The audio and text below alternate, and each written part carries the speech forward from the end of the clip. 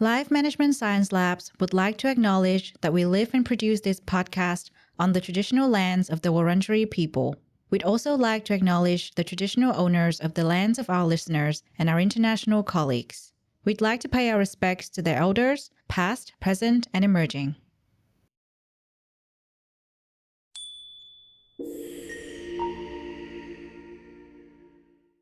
Hello, everyone, and welcome to Sero, the Happiness Science Insights podcast produced by LMSL, the Life Management Science Labs. We're champions of life management science, providing structured insights informed by science and inspired by practice on key aspects of conscious living. Each week, we bring you scientific and practical insights on each element with the expert knowledge of professionals in the field. I'm your host, Lu Ngo, coming to your ears from Naarm, Melbourne, Australia. Let's learn together. Hi, everyone, and welcome back to Sero Boost, and let's continue to talk about the happiness science. This week's episode is about the psychology of grudges, how to break free and embrace happiness. And my guest today in our virtual studio is Sonya Matejko. Sonya is a wellness-driven storyteller, whether crafting marketing content for a brand, drafting a bio for a founder, writing a reporter story, or sharing poetry. Sonya taps into our collective human need to feel heard. Her stories have appeared in places like The Atlantic, Forbes, HuffPost, Psych Central, Penguin Random House, Yoga Magazine, and more. In 2019, Sonya founded a wellness-driven storytelling company to serve brands, publishers, and founders who do well by those they serve and want to spread the word. Learn how she gets people talking about well-being at her website or explore her poetry on Instagram. Thanks so much for joining us, Sonya. Thank you for having me. It sounds like you do such amazing work, and it sounds like your career right now is at a very fun stage. You know, I can only try to imagine doing all these different things. And you know, I'm curious because I'm pretty sure, and this is what I say all the time on the show to my guests, is I'm sure you don't just wake up one day and be like, you know what, I want to be a wellness-driven storyteller. So what made you decide to do this, and how did you get here in your career? I think that it's a great question, by the way. I think the main thing was that I was focusing so much on wellness on the side of my full-time job back when I was in the corporate world. And I would leave work and then go to a workshop or go to a networking event or spend my free time reading about personal development. And I realized that I didn't have to do it all on the side, and I could make that my career as well and focus more so on the type of projects and brands that really align to the things that I loved doing.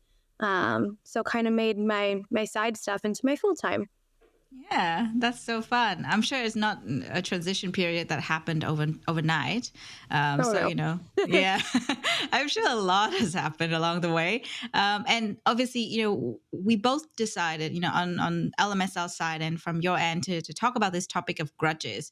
And I think, you know, as a wellness driven storyteller, there's got to be a reason why, you know, this is an important topic for you to talk about. So I know we're going to talk about the topic in depth in a little bit, but just kind of to set the scene for the audience, what made you want to talk about this topic in alignment with your career?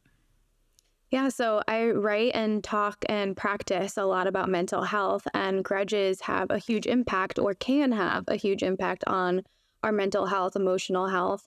And that's really intrigued me about talking about it so that I could kind of give a little bit of insight into how it affects us and what we can do to help.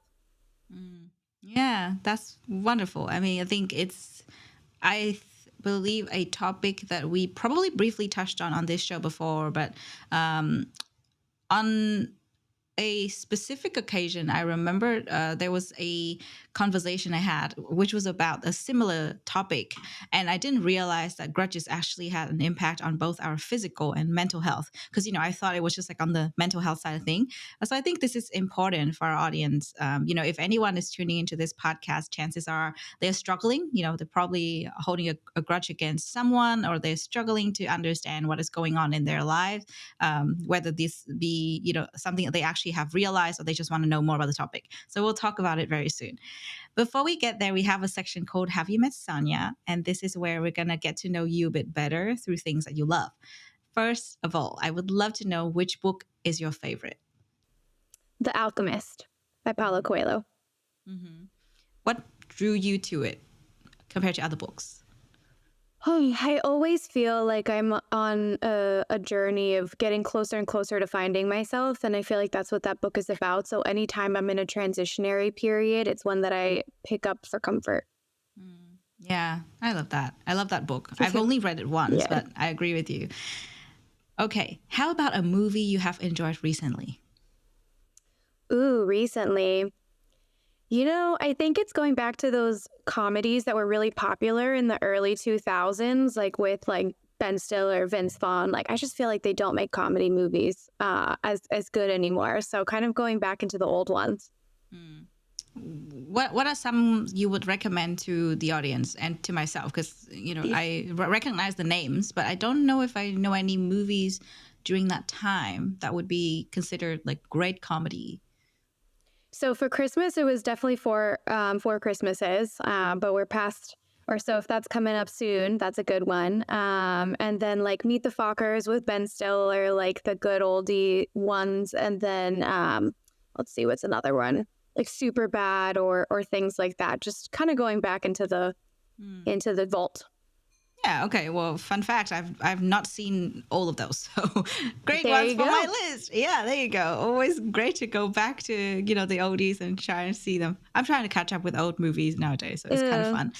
Okay. Now I think I'm kind of just guessing here. Some people actually are not podcast listener, but I feel like you are one. And if you are, which show is your favorite? So I have a love for that crime junkie show.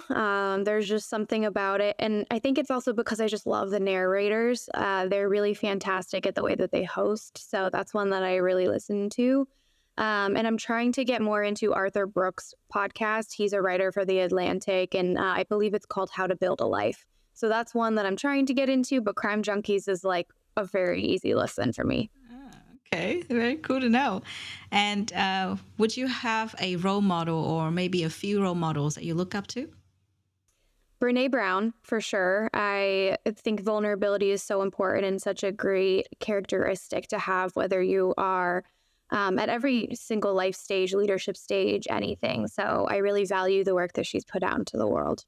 Yeah. Oh, I've talked about Brene Brown so many times on this show. People are probably, the audience are probably like, yeah, Lou, we know you love Brene Brown. So, whenever I see anyone who's like, Brene Brown's my role model, I'm like, yes, yay. Love him. She's so amazing. She And is. yeah, I think anyone who is into the well-being / happiness space would be looking up to her or at least learning from her in certain aspects, because I think she's truly empowering people to look at that, vulnerability, shame, and all that kind of things that people are scared to talk about, but actually really important. So yeah, gotta love some Brene. Yeah.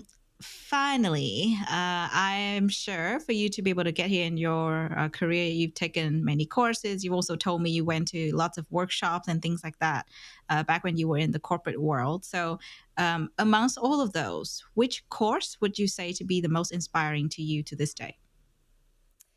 I would say my 200-hour yoga teacher training.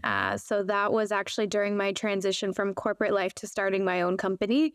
And I mean, that was all wellness for 6 months when I was taking it. I took an extended course, and it really allows you to get into your physical body, like your mental state. It really allows you to slow down and just notice more things and get more self aware and connected. So I mean, so much of my work is influenced positively by my yoga training. Yeah, I love that. Yeah, I do yoga every Sunday, and there's just something about it that's so calming. And actually, on some days, and this is interesting because it's in alignment with the topic. When, for example, I'm holding a grudge against someone, I feel that it's 10 times as hard to have a good yoga session, because my mind is somewhere else. I'm not really focusing, and then I might not keep my balance as well. It's just actually so interesting when you do yoga and you notice all these things bubbling up, because with other kinds of exercises, sometimes you just don't even have time to think. Yoga is where you actually have to slow down and focus and think. Yeah. And that is just so interesting to me. And anyway, we're going to talk about the topic. Yeah. It's time to talk about the psychology of grudges. And because the show is about happiness, let's talk about happiness first to set the scene. So, what does happiness mean to you, Sonya?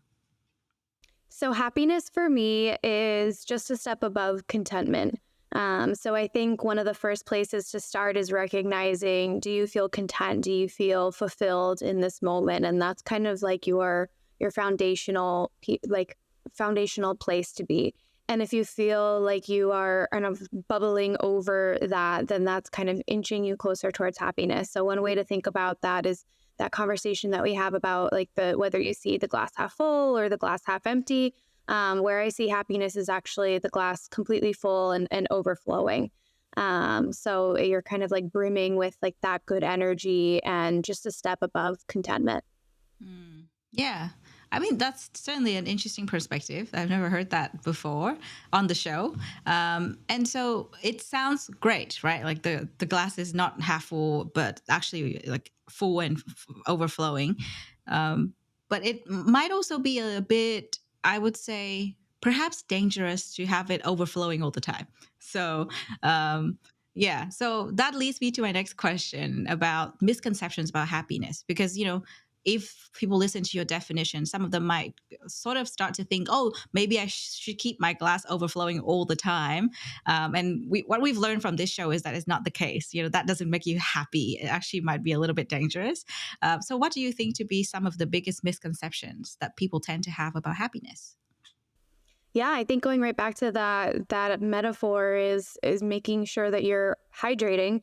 So you're not just letting that overflow, but you're taking little sips of other things that you need in order to kind of restore your balance and be at a state where you feel stable.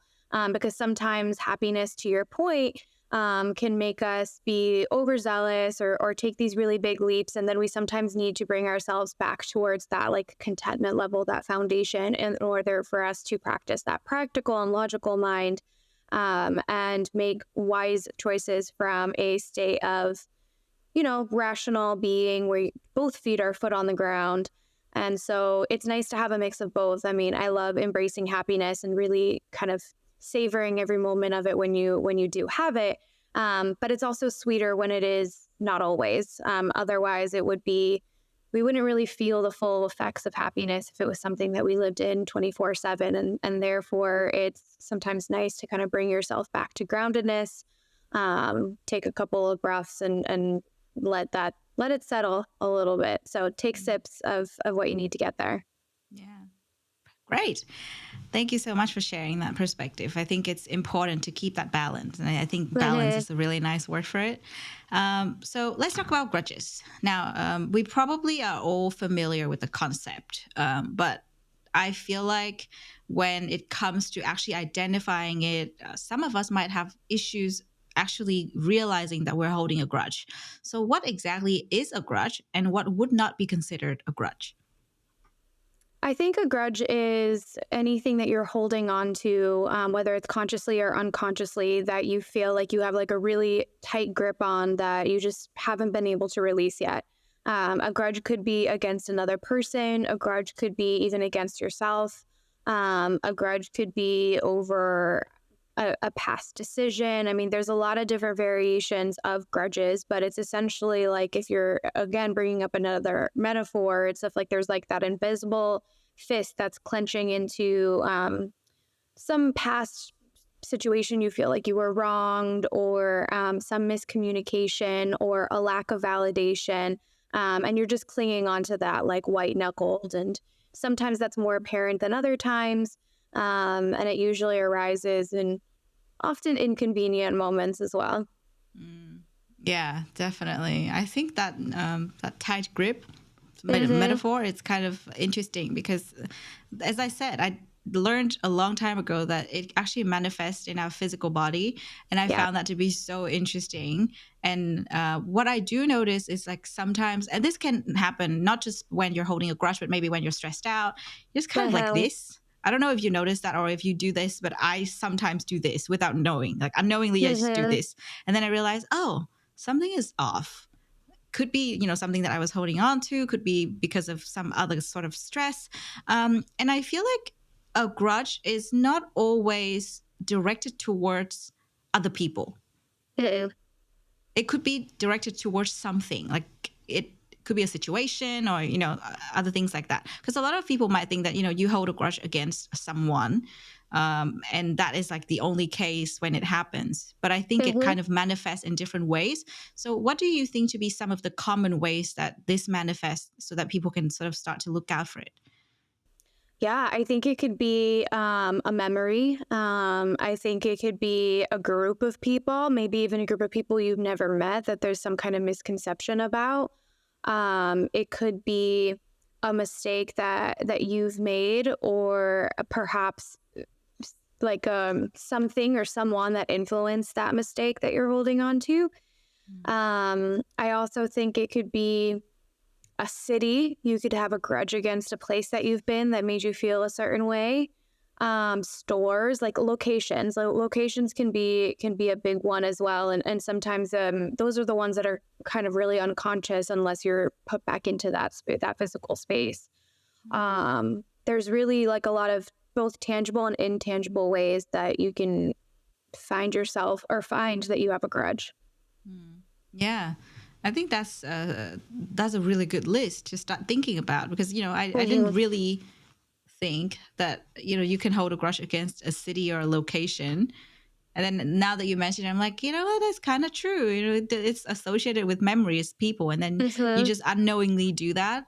And so when this happens, obviously we might not notice it, and we just start to perhaps struggle a little bit internally, because like you were describing the list, and like as I was reflecting on it, I'm pretty sure a lot of people in our audience might be like myself. They don't really know that they were actually holding a grudge against certain things, not necessarily just people.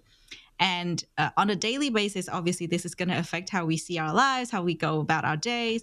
And of course, it's going to impact our happiness. So, I'm curious to know how this could impact our happiness if we don't manage it properly.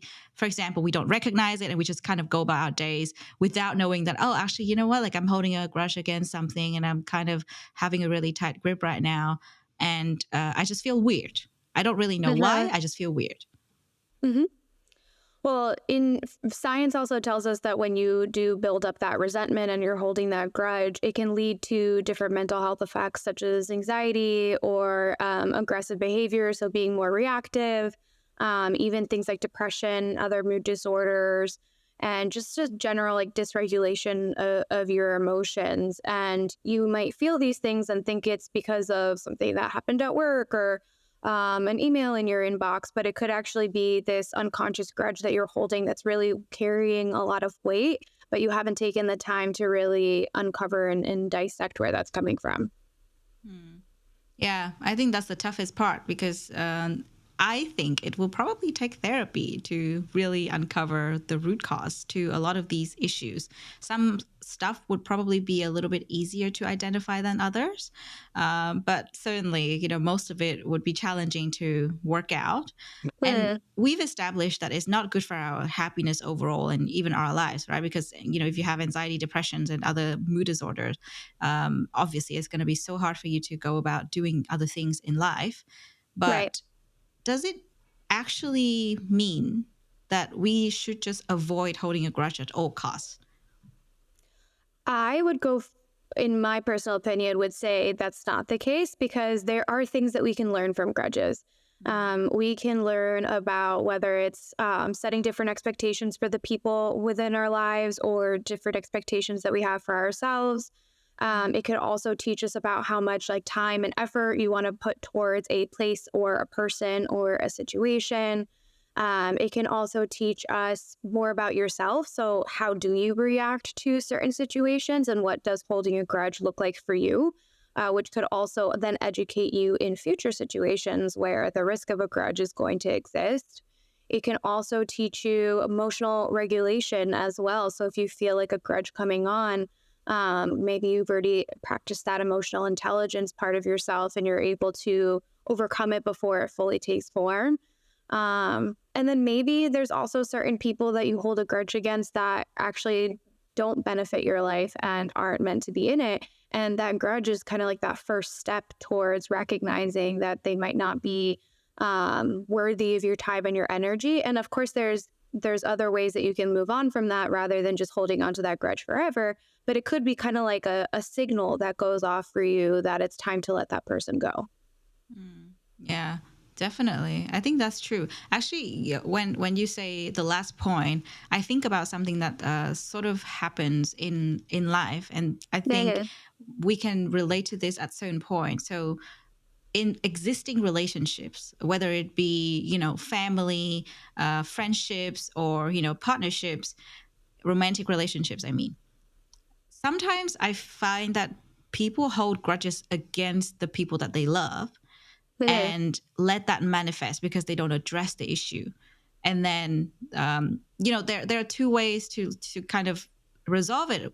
And like you were saying, sometimes it's time to let those people go. But in other situations like family, I think that's actually really tough because you Yeah. can't really, let the person go in a way. You kind of have to learn to deal with it and learn from it to do better, right? So Right. I think that that's the key challenge, because it is actually quite hard to say I hold this grudge against this person in my family that I really love, and I still love them, and it's kind of like Yeah. this conflicting feeling. And I'm speaking from experience because I've been going through this myself, and I feel like it's actually really hard because on the one hand I love this person, on the other hand I have this grudge that I hold against them, and it's kind of really hard to kind of love them fully. Right. And I do want to love them fully because they're family. So how should we go about dealing with such situations?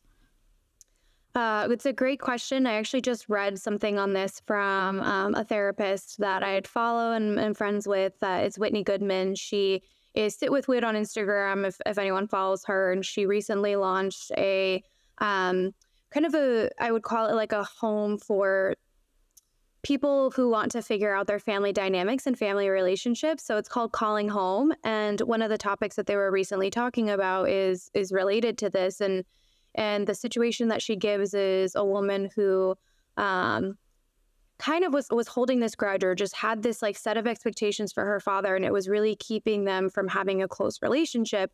And she was at this turning point where it's either, okay, like I have to choose whether I don't have a relationship with him because he can't meet this expectation, or I have to create this kind of compromise and figure out a way to love him despite him not being able to meet this set. And so I think, to your point, with the people who we know that we want to keep throughout our lives, it's a little bit of a figuring out kind of what box to put them in. So it's maybe if they can't meet that certain expectation, you don't go to them for certain things, but you know that you can still count on them in other situations. So maybe if someone's not really good at emotionally connecting with you, you don't go to them for advice. But if you have a question about your taxes or something in your house and you know that they will be there for that situation, like that, then you can still count them for that. But just recognizing where their capacity is and kind of finding a middle ground so that you can keep them in their life without expecting too much from them and then being disappointed and then getting a grudge from that. So it's really kind of, it does take a little bit of work, and it is about deciding how far you're willing to compromise, and then also letting that person know. So again, like you said, a lot of times we keep these things to ourselves, and therefore this person might not even know that we're struggling so much to figure out what box to put them in, or like what they're going to go to or what they're not. So it's also having a conversation, being like, look, I know it's challenging for you to meet me at this emotional level, and I really value our relationship. So I'm going to focus on kind of dialing that back so that you don't feel the pressure of that. But I know that I can still count on you for everything else, or whatever that certain situation might be. But I think those steps would be: one, recognizing is it someone that you want to keep? And if yes, where is it? Where is their capacity and where is it not meeting yours? Figuring out how much you can compromise, what you can compromise, and then letting them know kind of where you've netted out, and also giving them space to say like, oh no, I can also compromise a little bit and give into this place or give into that place. You never know, they might surprise you as well. Mm-hmm. Yeah, I think that's such a good point because oftentimes we're kind of going with that mentality of all or nothing, Mm-hmm. like it doesn't work, that's it. And I think that compromise is so important. And I've noticed in certain situations where and this applies to probably a lot of people like myself. You could be on the receiving end of this, or you could be the person actually holding onto the grudge. And in both scenarios, it's not good for our happiness or our well-being in general. And it just doesn't make sense to me sometimes that people still don't understand this. And perhaps that is because there's no awareness in such area, because it's just like, you've got a lot of different factors that play into it. Right. Could be a little bit of ego, could be a little bit of trauma that they couldn't resolve before, and then that turns into a grudge against somebody else or something else. It just keeps going on and on. And so I think it's just really hard to learn to compromise, but at the same time with other grudges that we can actually work on, whether it be with not a person, but like you're saying, with something else. Could be a place, could be a location, could be anything. We can learn to let it go. I know it sounds really cheesy and it sounds kind of hard, but I think we can all learn to let it go. And I'm saying this not because I've learned the lesson. I'm still learning, but I'm sure there's got to be ways for us to start with the process of letting go of these things. So what do you say to be ways that we can start trying to let go of grudges and embrace our happiness?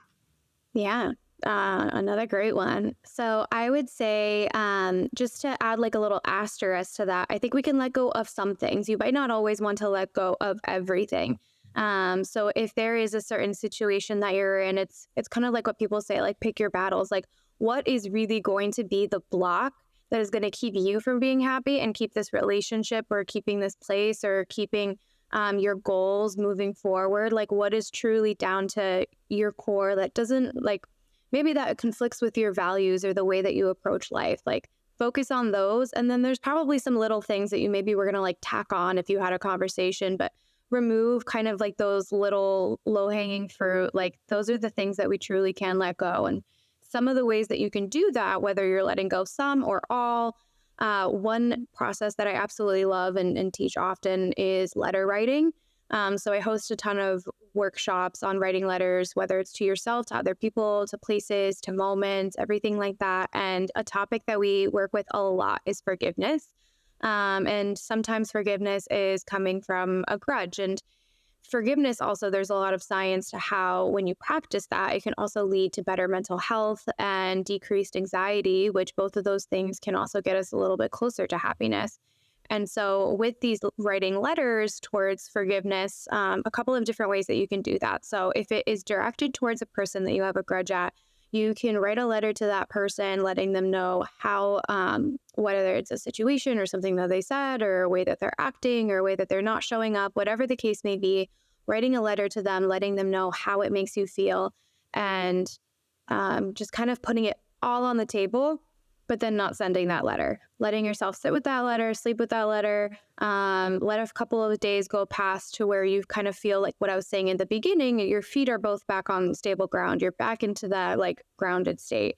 You can reread the letter again and then figure out whether you want to toss it, write a new one, just taking the parts that you know are really important and the way that you want to express yourself, and kind of just like picking and choosing from that original kind of like big divulge of your emotions, and then doing a new one if you do want to communicate, or again, tossing it. That's one way that you can definitely do it.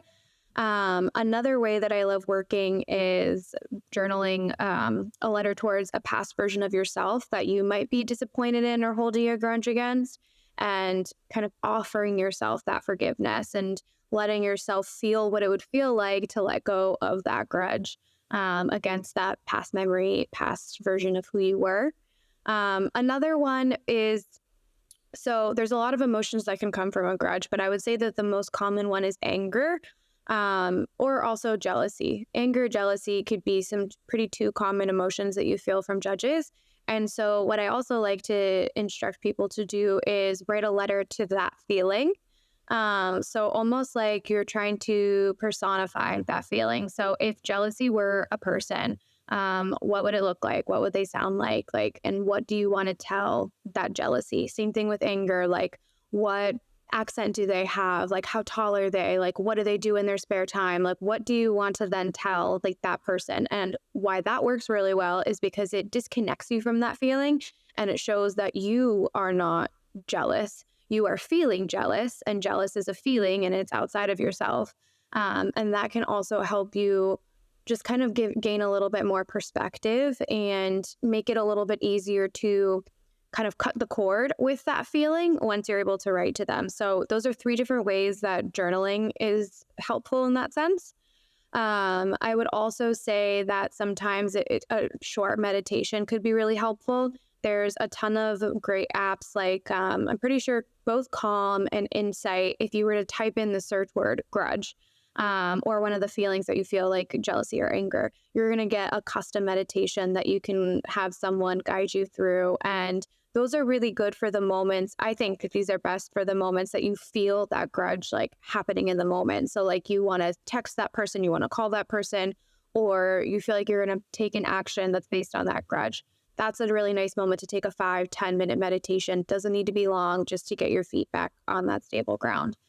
And then another one is, therapy, like you said, really talking through it with a professional is a great way, especially if it's one that keeps coming up that you feel, those are like the ones that like you notice that you really want to like figure out, like, when did this start? Why am I so angry at this person? Like, why does everything that they do bother me? Like figuring out what the root of that is with someone could be really, really, really helpful.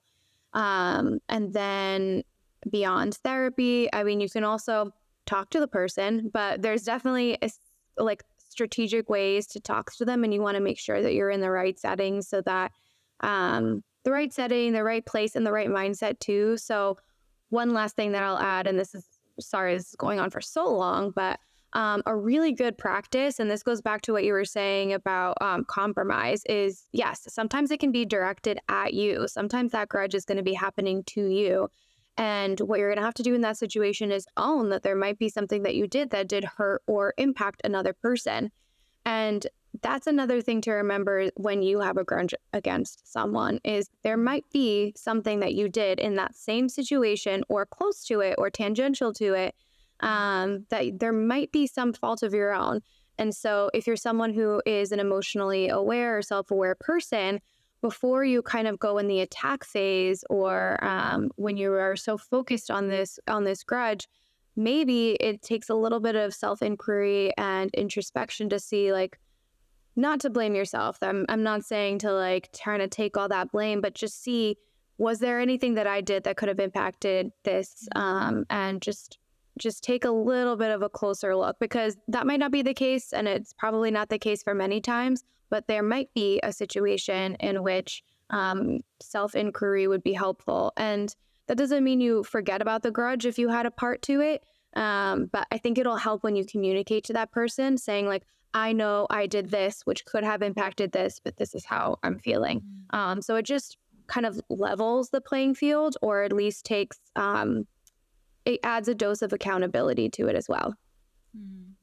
Yeah, I love the list. It's such a great list, because we're going to segue into practices and habits in a sec. But before we move there, I just want to say, I wanted to ask you actually about when we are on the receiving end of it. And I think it is so true, because we have this tendency, most of us, disclaimer, most of us, not all of us have the tendency to blame ourselves when things happen. And we can clearly recognize it when somebody is holding a grudge against us.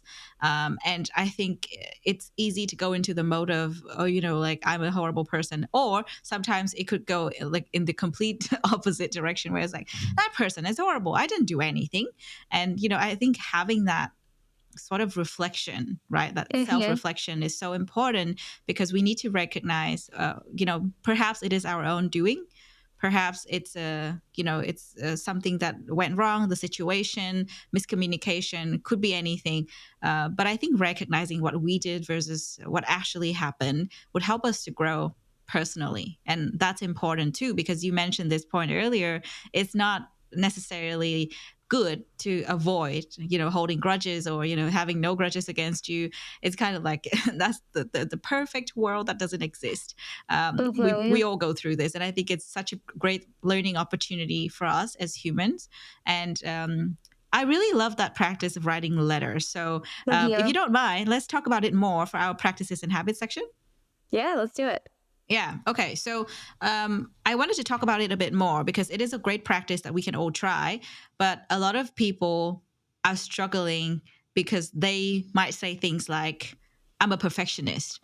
Like if I write one and I don't write the second one, or if I don't write it regularly, I would feel weird. So what would you suggest to be a good starting point for this? Because some of them might even say, oh, I don't think I can write a letter. Like I don't know what to write about. Like I don't think it can formulate a whole letter.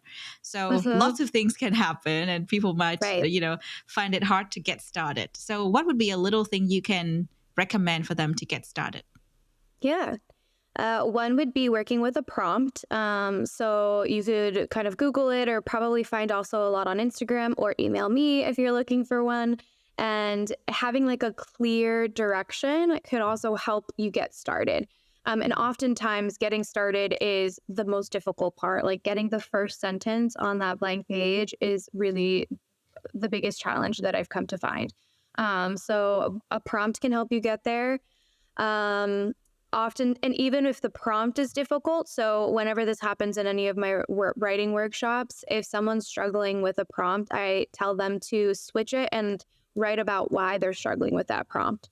So perhaps if you were asked to write a letter to someone who's wronged you about and tell them how you feel, instead write about why is it so difficult to write to this person. That goes back to that self-inquiry. Like maybe you'll find out some things about yourself if you kind of flip it and see like, why are you struggling with this so much instead of focusing all of the energy on that person.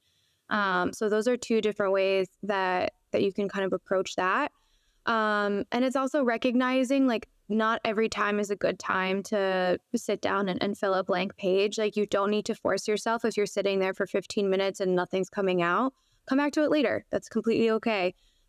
We all have different like times and seasons and they can change like by the hour, by the day, by the week. Like maybe it's just not the time for you to express yourself and figure it out. And that's not to give you an excuse to hold grudges for forever. It just means like give yourself a bit of a breathing room in order to kind of release it. And then one last thing that I'll say is this is from morning pages from Julia Cameron. So in her instructions about morning pages, one of the things she says is to really try and break free from that perfectionist. And when you're writing in the morning, which is basically just like getting, I forget the number of pages, but I'm just going to pretend it's 10.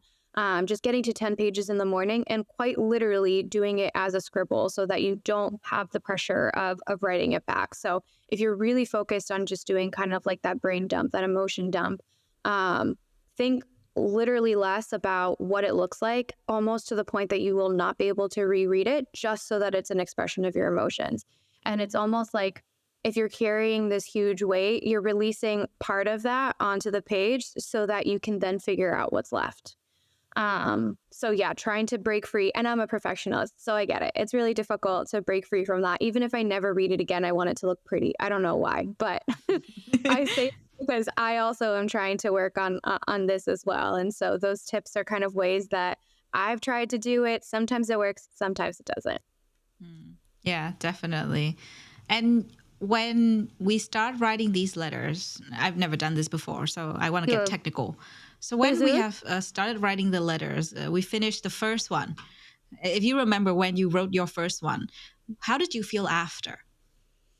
Oh, it's a relief. Like literally what I just did, like the woof, big sigh. And yeah, I ask people in these workshops, most recently they've been virtual, and relief is a really big one. Like cathartic is a word that comes up. Clarify comes up. So in writing it down, you might also realize that you're actually holding a grudge for a different reason than you thought, or that maybe the grudge actually doesn't even hold weight anymore. Like maybe you're just really ready to forgive that person, and like all you want is to talk to them again. Like there's like this conversation that we actively have with ourselves, and then there's that conversation that's like kind of like hiding in our heart or hiding in our subconscious. And I think what writing does is it allows both to come together and kind of like dump out on the paper for you to make sense of like everything that's going on. Not every time you write you're gonna have like this big epiphany, but I mean, another thing, like there's studies, there's science that say that like self-expression through writing can be really beneficial and help lead to happiness, which is what we're talking about today. And grudges hold so much weight that if you're able to let a little bit of that go on the paper, you're gonna let a little bit more room in for happiness. Yeah, that's so true. I love it. It's like a sense of relief for sure to hear this, because I just wanted to know, because I'm curious, and at the same time, if anyone in our audience were still a little on the fence about the practice, I think this should convince them enough to try, because this is helpful for sure. Mm-hmm. I actually remember I think in this show, we had a previous guest who talked about gratitude, and it was actually a very similar practice, but on the opposite end. So instead of writing letters to let go of grudges, it was hers one was writing letters to say thank you to people that you're grateful for. And do that also boost your happiness. And I feel like this is interesting when you put them together, right? Because there are things that you should be grateful for, and then there are things that you should let go. And both add to our happiness. And we cannot just focus on one and forget about the other. So correct. There you go. Love that. So I think that's pretty much covers the habits and practices section. Thank you for sharing that wonderful practice with us. And I'll be keen to find out more about the prompts that you have. So I'll ask you about your website and links later on. But for now, we have Open Mic, which is your platform to talk about anything that you are passionate about. And I know you've got a book in the making. So let's hear it. Yes, currently finalizing my manuscript for my first poetry collection. So I have been writing poetry for ages, and I finally got around to taking that leap and putting the manuscript together, and got a publisher on board as well. So that'll be coming out in the fall of 2024. So grab your copy anywhere in Barnes & Noble, Amazon, a few others that I can definitely share in the show notes, but you can definitely find information about it on my social media, which is at A Force of Nurture, or on my website, sonyamatejko.com or nurturednarratives.com. Both are going to have information about it, but it's a collection of poems about the different seasons of our lives. So it's they've got 4 different sections, of course, to go along with the 4 different seasons. And for an example, like autumn will be about letting go, which we've talked about quite a bit actually. So maybe that's the one where you'll get inspiration about grudges.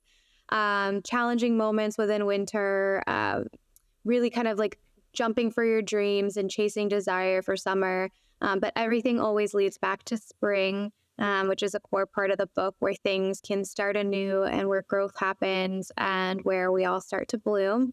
And it's really recognizing that we're all going through different seasons of our lives at every moment. So for me today, I might be in the middle of summer where a person that I pass on the street is going through their winter, and it can even change throughout the day. And just recognizing that there's all these ebbs and flows. And my goal is to give people words to make sense of whatever season that they're in, so that they can turn to a page and feel seen, feel heard in someone else's expression, and just feel a little less alone in the experience that they're going through. So that'll be coming out. But in the meantime, my poetry is also available on Instagram. Yeah, well, I have goosebumps. I'm going to tell you that while listening to you. I was Googling your website, and I'm looking at your Instagram page with all the poetry that you have here, and I really love it, and just so glad that I get to talk to you today.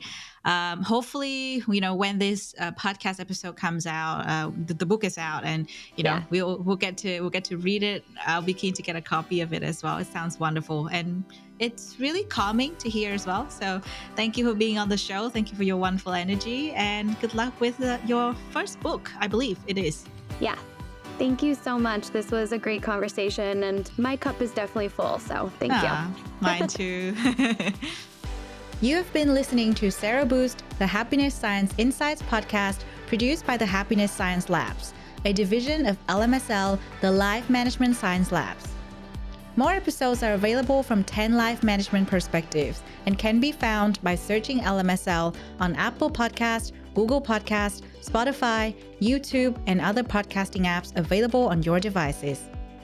If you enjoyed this episode, please rate, share, and subscribe to our channel so that other people can find it and we can continue to provide quality content. More of our work can be found on our website, ha.lmsl.net, where you can join our movement. I'm Lu Ngo. Thanks for tuning in.